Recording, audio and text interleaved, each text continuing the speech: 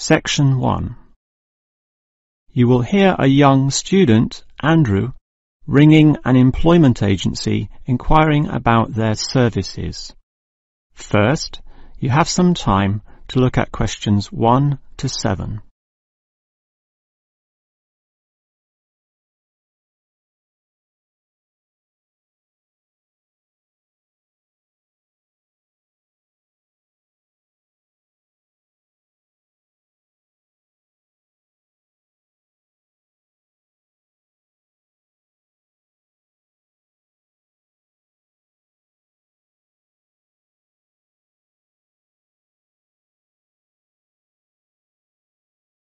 You will see that there is an example that has been done for you. On this occasion only, the conversation relating to this will be played first. Hello, is this the AAA employment agency? Yes. Hi, I rang before. My name's Andrew Peterson. I rang you earlier and gave you my personal details. The student's name is Andrew Peterson, so Peterson has been written in the space. Now we shall begin. You should answer the questions as you listen, because you will not hear the recording a second time. Now listen carefully and answer questions 1 to 7. Hello, is this the AAA employment agency? Yes. Hi, I rang before. My name's Andrew Peterson. I rang you earlier and gave you my personal details. If you remember, I'm that student looking for work during the summer holidays. Oh, sure. Actually, I have your file right here. But we still need to add some further information. Yeah, that's what they told me, and that's why I'm ringing. What do you need to know? Well, we have to know your main level of education. It's a degree, I suppose. Yes, but I'm still doing it in engineering. It's quite interesting. Some of my friends are studying computing, though, so I'm interested in that also. Well, I'll just write in your main degree subject, engineering. We usually have a demand in computing, though. Have you worked with computers before? No, I just do some programming for fun at the university, but I almost got a job as a computer designer once. Actually, the only job I've ever had was as a car salesman, believe it or not. Well, at least you've had experience dealing with customers. What about hobbies, though? Sometimes they can help develop useful skills. In my free time I don't do much, mostly study. I play chess occasionally at the university chess club. That's right next to the tennis courts, but I'm not interested in that. Chess helps develop analytical skills, so I'll put that down. Of course, it's your main skills that employers want to know about. What would you say they are? Well, I'm in my 3rd year now, studying electrical machines and generating systems, but I'd say electronics is my best skill, much better than, say, my machine skills, which aren't so good, actually. Okay, machine skills are in demand, but so too are electronic ones, so we might be able to find you a part-time job in that field. But what sort of money do you expect to get? Oh, anything, really. I'd want the standard payment, let's say. What's normal? 1,000 a month? 1,500? I'll just put $1,200, okay? That's fine by me. When can you start? Say, within 2 days? Easily. Actually, less. In fact, just give me a ring and I'll be able to start immediately. Although I admit it'll take me a few days to get used to getting up early in the morning. Okay, that's just about it. Unless you'd like to add anything else which may help with your application? Not really. I ride a motorbike, but that's unimportant. I'm friendly, but every applicant claims that, right? I can speak another language. Ah, that might be useful, depending on the language. Is it Chinese? A Chinese speaker would go down well. Spanish, I'm afraid. You see, I grew up with some friends who came from South America. Okay, I'll write that down, but I don't think it will help that much, sorry to say. Before you hear the rest of the conversation, you have some time to look at questions 8 to 10.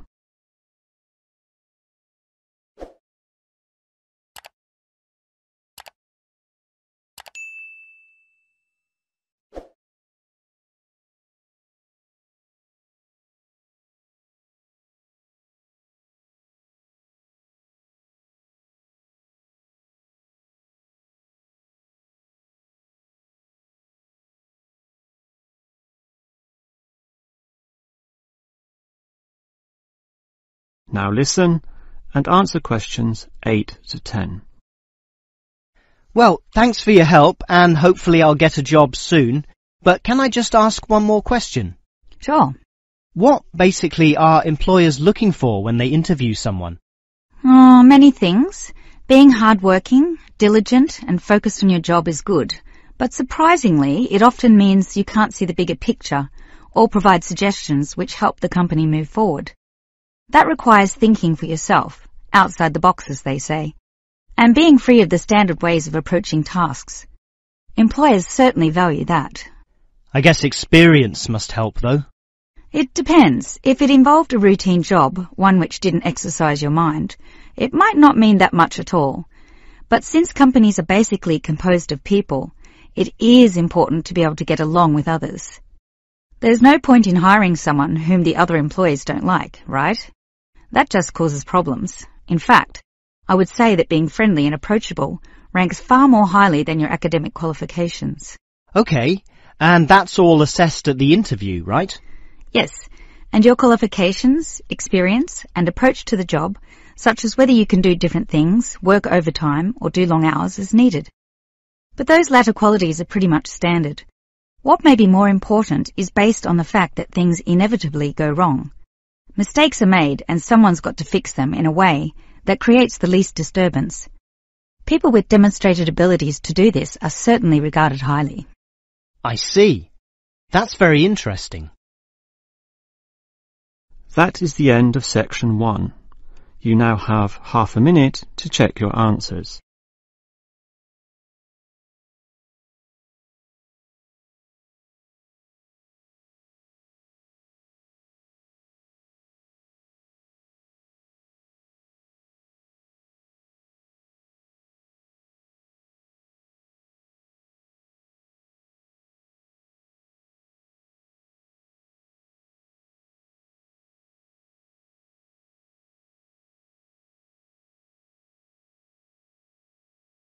Now turn to Section 2. Section 2. You are going to hear a talk given by an international student. First, you have some time to look at questions 11 to 16.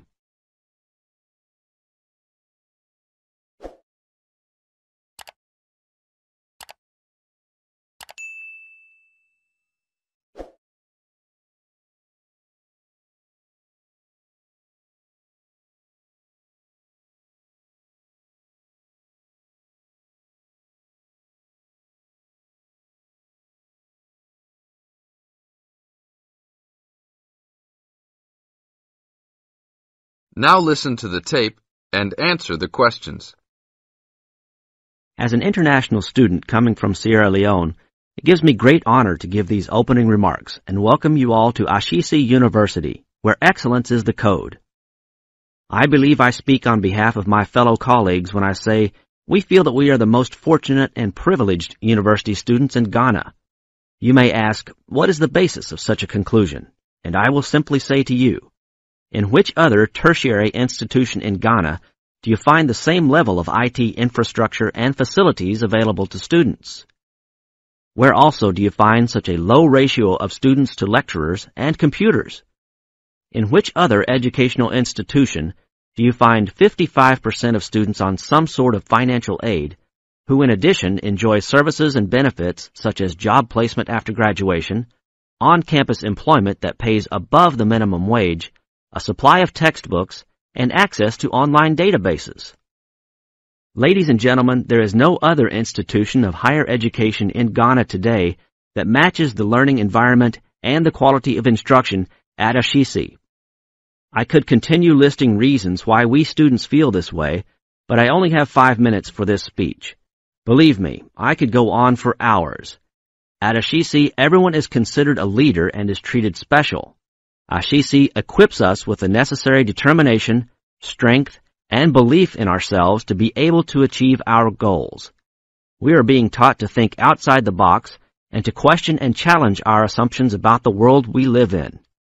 This, ladies and gentlemen, is one of the benefits of a liberal arts education, which seeks to broaden our intellectual capacity. Now look at questions 17 to 20.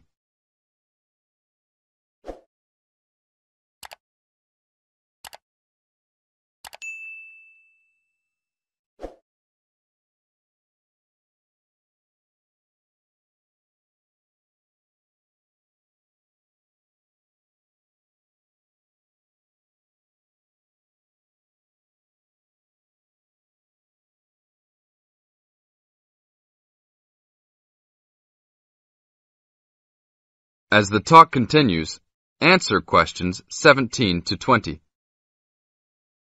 At Ashisi, we are also exposed to real-life situations and learn how to deal with them through a practical and vigorous academic program, as well as various seminars in which prominent leaders in their professions are invited as guests to interact and share their knowledge and experiences. Some people, even some of you in this audience, may believe that tuition at Ashisi is too high, but I say to you that the students here are unanimous in saying it is worth it. Not because we all come from well-to-do families, but because when it comes to one's education, you need to aim at getting the best from the right place. One's education defines who you are and what your perception of life and society will become. Ashisi offers us a top-quality education which meets high international standards. This is due to the strong linkages the school has established with 3 of the very best schools in the United States, namely Swarthmore College, which is ranked as the best liberal arts school in the U.S., UC Berkeley, and the University of Washington. In addition, Ashisi has recruited an excellent faculty consisting of lecturers from various countries, including Ghana, the UK, and the United States. These lecturers are among the best in their respective academic fields. I believe this is the school's greatest asset, a strong and knowledgeable team dedicated to achieving successful results from their students and who also love their job. I would like to end with a personal message. My fellow students, because we are among the most privileged in our society, we should take responsibility for our own destinies, make our parents proud, and create a legacy for those that follow us and Africa as a whole. We must give back to our society after completing school and achieving our goals in life, which I believe we all can if we properly utilize our time and take advantage of all that is offered here at Ashisi. This is the end of Section 2. You now have half a minute to check your answers.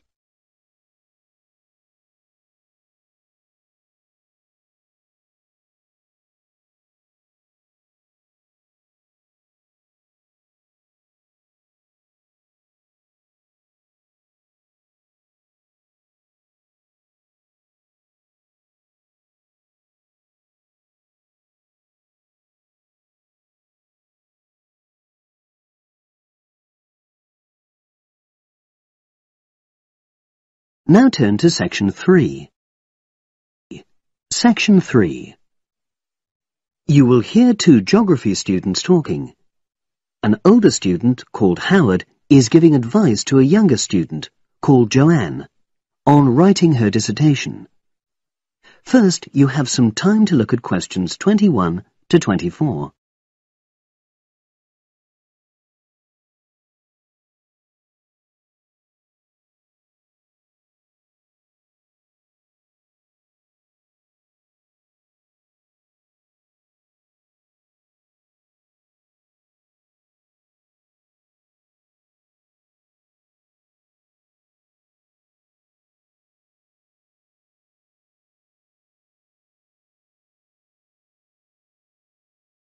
Now listen and answer questions 21 to 24. Hi, Howard. I haven't seen you for a while. Hi, Joanne. Yeah, they're keeping us really busy on the postgraduate programme. But how are you? You'll be starting your dissertation soon, won't you? Yeah, tutorials start next week. I've got Dr. Peterson. You'll remember it all from last year, of course. It's not something you forget easily. Oh. But seriously, although I didn't expect to enjoy writing my dissertation, and in fact I didn't really find it much fun, I wouldn't have missed the experience. I found it really improved my understanding of the whole degree programme, you know, from the first year on. Right. So, what are you doing yours on? Glaciated landscapes. Although I haven't decided exactly what aspect yet. I did mine on climate systems, so I can't help you much, I'm afraid. But you'll be fine once you start your tutorials. Dr. Peterson will help you focus. I know, and he'll set me deadlines for the different stages, which is what I need. My concern is that I've got tons of material on the topic, and I won't be able to stick to the word limit, you know. I remember I had different concerns when I was doing my dissertation. Last year. Yeah, before my first tutorial, I did a lot of fairly general reading because I hadn't fixed on my topic at that stage. I actually enjoyed that quite a lot and really improved my reading speed, you know, so I was getting through a lot of material. I was frightened I wouldn't remember it all, though, so I got into the habit of making very detailed notes. So, did you find your tutor helpful in getting you started? Yeah, we certainly had some interesting discussions, but it's funny, I saw a brilliant programme about climate change, and it was that really fired me up. It was talking about some recent research which seemed to contradict some of the articles I'd been reading. Now you have some time to look at questions 25 to 30.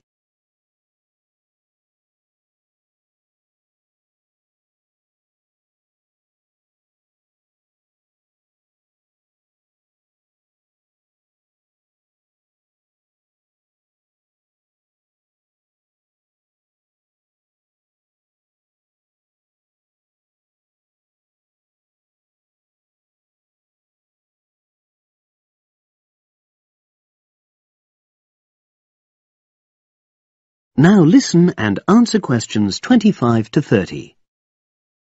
So you say your tutorials start next week? Yeah.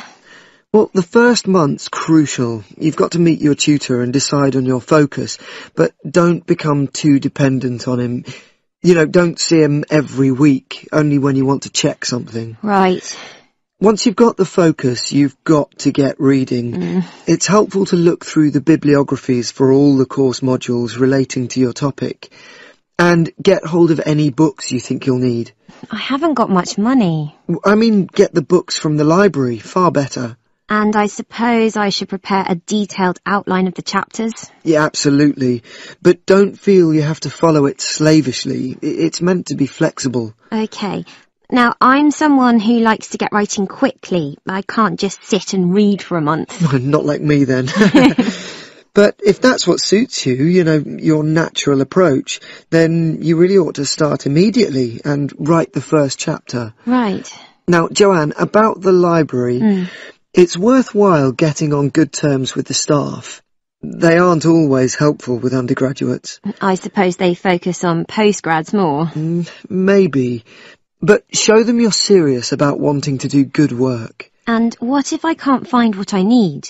Well, there's interlibrary loans. Borrowing books from other libraries, but I've heard it isn't all that reliable. You're right, but you probably won't need it anyway. Be positive. The library is likely to have most things you need. And during the dissertation writing period, you can take out 15 instead of the usual 10 books. Should I look at previous year's dissertations? You can do. But I won't know which are the good ones. The library only keeps the best, and the staff can advise you. Are they willing to do that? Oh, yeah. And I'm worried about getting journal articles from the electronic library. Well, have you tried to find any yet? No. Well, you should. It's really straightforward. That's obviously something I'll have to look into. Dr. Peterson will help. Yeah, I know I can go to him if I have any worries. Except he will be away in the second month. It's the holidays. You should ask him what to do while he's away. Gosh, yeah. But I suppose I can get a lot of support from course mates. I know a couple of people who are thinking of doing the same topic as me. Take care. Collaboration can become dependency. I think you'd better see how that works out, what the people are like. You're probably right. About other reading, I suppose Dr. Peterson will recommend plenty of good articles to get me started. One thing I'd find out is what his attitude is to internet sources. Surely not in this day and age. I'd better get that sorted out right at the beginning. I would if I were you. And I've also got some questions about the research sections.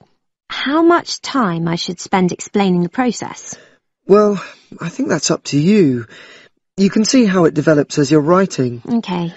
It's the same with things like time management. That's something a tutor can't really help you with. I agree. So, is there anything else you need me to go over? That is the end of section 3. You now have half a minute to check your answers.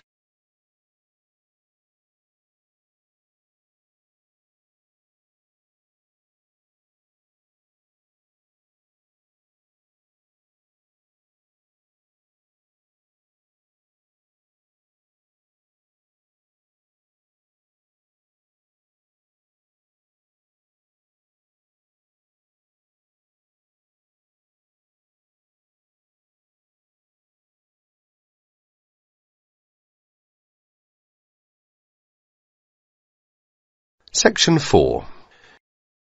You're going to hear a short talk about the banks in Britain. As you listen, complete the statements by writing no more than 3 words in the spaces provided.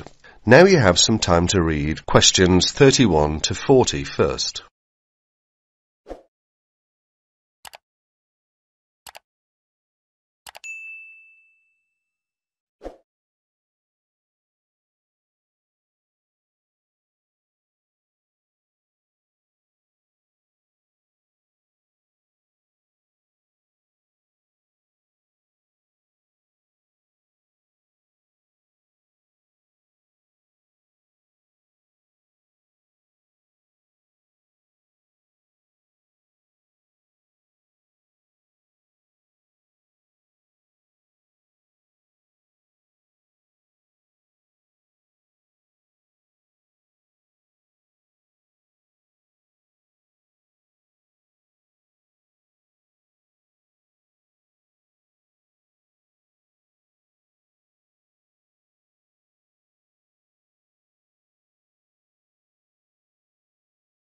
Good afternoon, everyone.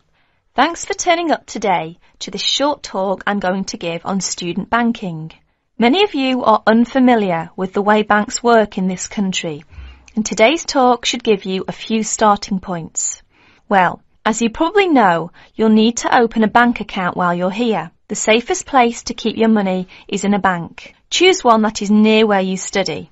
All the major banks in Britain offer special facilities for students, and we'll be only too happy to explain how to open an account. The most useful type of account is a current account. You can pay in money received in any form and then draw it out when you need it by using your chequebook. Writing out cheques in their name can make payments to other people. If you want to draw out cash for yourself, make the cheque payable in your own name or to cash. A cheque crossed with 2 parallel lines is even safer, as it must be paid into a bank account.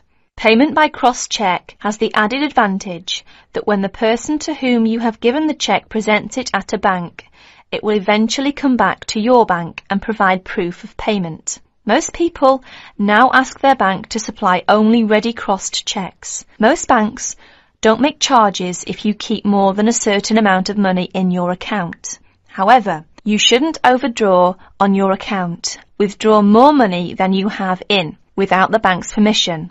If you borrow money from the bank, there will be an interest charge. You will also have to pay a small charge to convert foreign currency paid into your bank into sterling. If you have more money than you need for month-to-month expenses, it is a good idea to open a deposit account for some of it, where it can earn interest. This interest is taxable, but if your bank knows that you are not normally resident in Britain, then you do not pay tax on it. You can't pay by cheque on a deposit account, and to withdraw money, you should give the bank 7 days notice, or you'll lose 7 days interest. When you have established yourself as a satisfactory customer with the bank, they can issue you with a cheque card. This is really an identity card, which guarantees that correctly written cheques up to the value of £50 will be honoured by the bank. A cheque card can be very useful, as many shops and enterprises, particularly in London and the cities, will not accept a cheque unless a cheque guarantee card backs it. You can also use it with your chequebook to draw up to £50 cash from almost any bank in Britain. If you also ask for a Euro cheque card, this can be used in the same way to draw cash from most banks in Europe.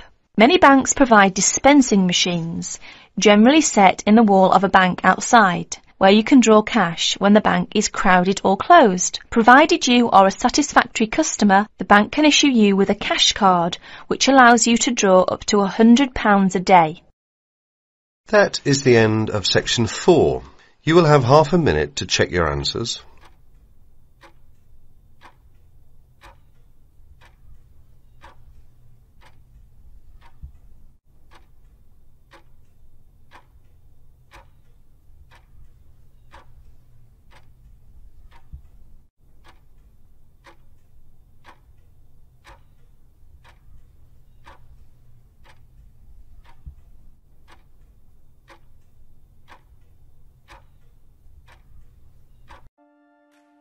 That is the end of the listening test.